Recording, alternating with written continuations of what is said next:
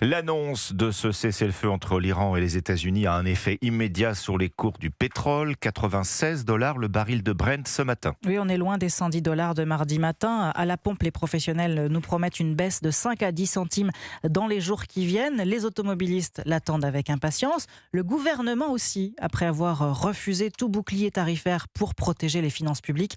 L'exécutif s'est montré soulagé hier, Alexandre Chauveau.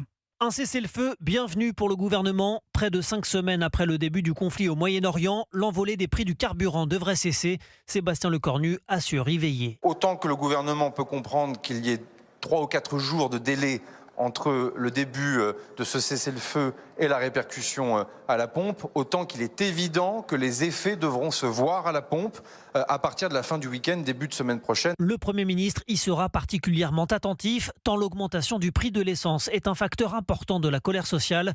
Alors les aides ciblées continueront, pour les agriculteurs notamment, mais l'État ne devrait a priori pas être contraint de céder face aux demandes répétées d'un bouclier tarifaire. Un soulagement pour le gouvernement, soucieux de ne pas remettre en cause le lent redressement des finances publiques. Enfin, pour limiter à l'avenir les risques liés à un nouveau choc pétrolier, Sébastien Lecornu affirme que l'électrification de l'économie doit s'intensifier.